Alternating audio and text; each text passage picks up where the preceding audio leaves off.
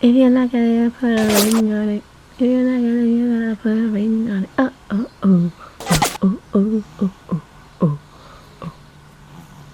oh, oh, oh, oh, oh, and she's knocked out. 1, 2, 3. Balita tidur hampir setahun karena idap Sleeping Beauty Syndrome. Apa penyebabnya?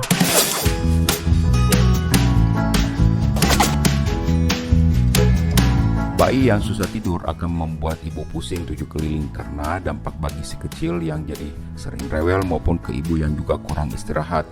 Akan tetapi, bayi yang kebanyakan tidur ternyata juga tidak kalah bikin cemas. Salah satunya Saka, seorang balita asal Madura yang belakangan ini viral karena unggahan ibunya di TikTok. Dilansir dari Okeson, bayi ini sudah tertidur sejak usianya masih 8 bulan dan belum terbangun hingga kini yang berusia 18 bulan.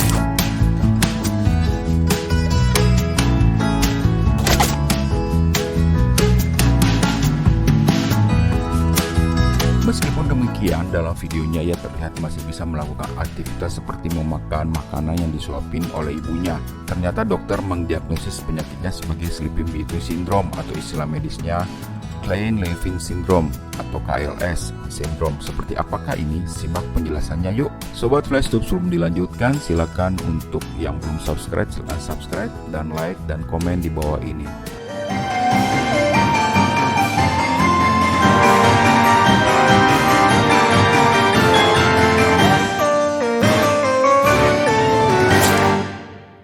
Penyakit ini termasuk salah satu penyakit langka yang selain menyebabkan kebanyakan tidur juga menimbulkan dampak lain.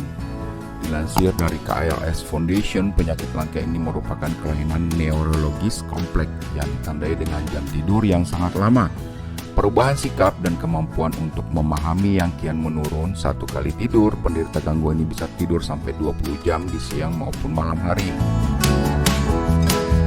Hal ini bisa terjadi sampai beberapa hari, bahkan dalam kasus Saka malah sampai bulanan.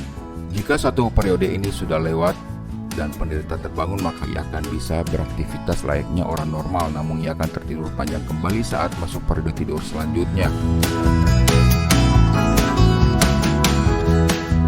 Penyebab hal ini terjadi belum diketahui secara pasti, namun ada faktor yang dianggap bisa meningkatkan resikonya. Dikutip dari halaman Healthline, penyebab penyakit ini belum diketahui secara pasti, namun beberapa dokter percaya bahwa ada beberapa faktor yang bisa meningkatkan resiko terjadinya hal ini.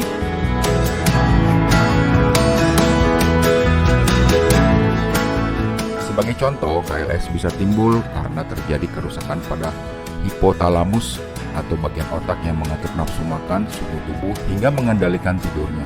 Selain itu, ada juga beberapa penderita yang mengalami gangguan ini setelah mengalami flu yang menimbulkan pendapat bahwa KLS merupakan salah satu jenis autoimun. Beberapa kasus yang lain menunjukkan bahwa gangguan ini merupakan penyakit turunan karena ada beberapa di antaranya terjadi lebih dari satu orang dalam satu keluarga. Gejala yang terjadi pada penderita KLS yang dapat dilihat ternyata tak hanya dari kebiasaan tidurnya saja loh. Salah satu gejala yang paling terlihat dari gangguan ini adalah rasa ngantuk yang tak tertahankan dan keinginan untuk tidur yang tak terkendali serta biasanya sulit bangun di pagi hari. Jam tidurnya bisa mencapai 20 jam sehari dan terbangun sesekali hanya untuk ke kamar mandi dan makan lalu lanjut tidur kembali. Akan tetapi ada gejala lain yang bisa terlihat dari penderita sindrom putri tidur ini, yaitu halusinasi, disorientasi, mudah tersinggung, terlihat kekanak-kanakan atau manja, nafsu makan yang tinggi dan merasa linglung ketika terbangun. Gejala ini disebabkan kurangnya pasokan darah ke otak selama tertidur. Munculnya sindrom ini juga sulit terprediksi, bisa tiba-tiba tanpa peringatan, bahkan ada yang juga sudah pulih kembali tetap bisa berulang lagi di suatu saat nanti. Gangguan ini sulit didiagnosis serta memerlukan waktu yang cukup lama. Pengobatannya pun tidak bisa langsung untuk menyembuhkan gangguannya. Masih dilansir dari Healthline, KLS sulit untuk diagnosis karena muncul bersama dengan gejala psikiatris sehingga penderita sering jadi korban salah diagnosis. Waktu yang dibutuhkan juga cukup lama karena penuh observasi, bahkan rata-rata waktu yang diperlukan adalah 4 tahun.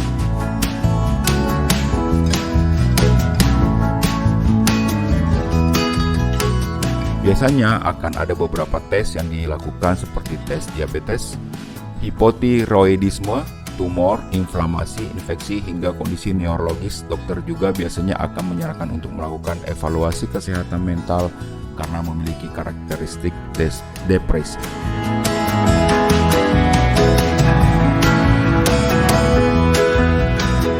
Dilansir dari Alo Dokter, belum ada pengobatan untuk penyembuhan sindrom ini. Obat yang diberikan dokter biasanya hanya untuk menurunkan gejalanya. Pengawasan yang dilakukan di rumah sangat diperlukan, apalagi orang dengan gangguan ini akan kesulitan melakukan aktivitas sendiri hingga orang tua harus bekerja ekstra untuk mengurus mereka.